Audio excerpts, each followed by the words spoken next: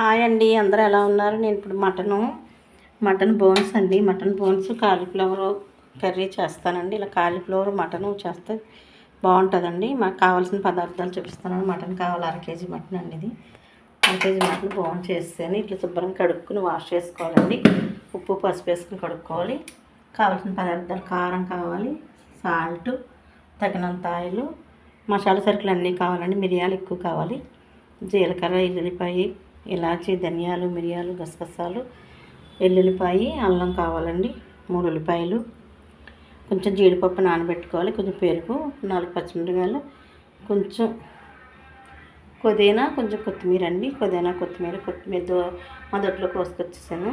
పుదీనా, కొత్తిమీర ఇదిగోండి. ఇది కంపల్సరీ కావాలి. ఇవన్నీ కావాల్సిన పదార్థాలండి మటన్ చేయడానికి. మటను కాలీఫ్లవర్ అండి.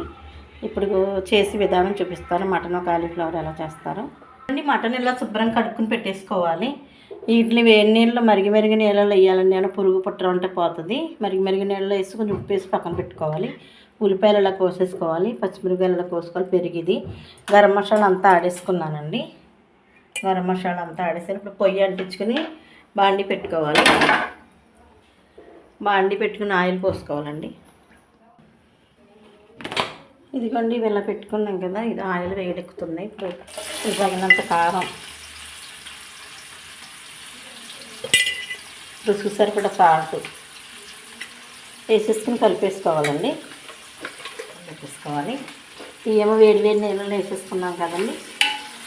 ఇప్పుడు ఉల్లిపాయలు ఇలాగ ఉన్నాయి కదా, ఇలా వేసుకోవాలిగా మటన్ వేసేయాలండి. ఇదిగోండి, జీడిపప్పు పేస్ట్, గరం మసాలా పేస్ట్, ఇట్లా ఉడకబెట్టుకుని పక్కన పెట్టుకున్నాం కదా. ఇప్పుడు గరం మసాలా పేస్ట్ వేసుకోవాలండి. జీడిపప్పు పేస్ట్ కూడా వేసుకోవాలి.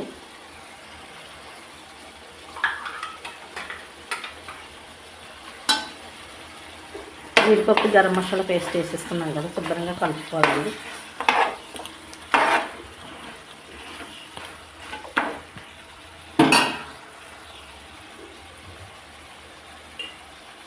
కొంచెం కారం వేసుకోవాలి. ఇప్పుడు మనం పెట్టుకున్న కాలీఫ్లవర్ ముక్కలు వేసేసుకోవాలండి. వేసేసుకుని సర్దుకుని అన్నీ వేసేసుకున్నాం కదా, సర్దుకుని పక్కన పెట్టేసుకుంటే 10 నిమిషాలు పక్కన పెట్టేయాలి.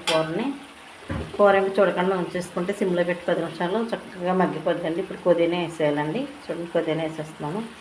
పుదీనా వేసేసి చక్కగా పక్కన పెట్టేయాలి. చక్కగా మగ్గిపోద్దండి. 10 నిమిషాలు సిమ్లో పెట్టి ఉంచేసుకోవాలి. చూడండి, అలా మగ్గిపోయింది శుభ్రంగా. ఇప్పుడు పెరిగేయాలండి.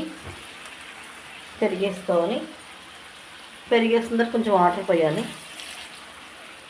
కొంచెం వాటర్ పోసేసి ఒక 20 నిమిషాలు పడుతుంది ఈ కర్రీ తయారయ్యేసరికి.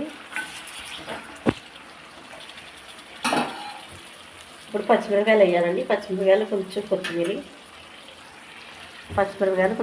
వేసేసి ఒక 20 నిమిషాలు సిమ్లో పెట్టి వదిలేయాలి. గుమ్మగుమ్మలాడి కాలీఫ్లవర్ మటన్ కర్రీ అయితే తయారైపోద్దండి.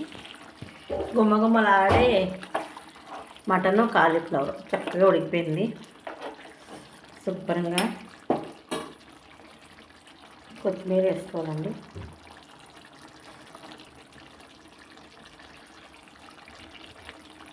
ఇప్పుడు కట్టుకుని శుభ్రంగా తినేయడమే.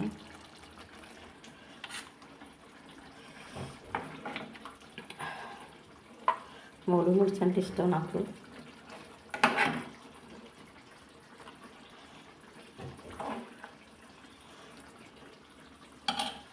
వేడి రైస్ పెట్టేసుకున్నాను.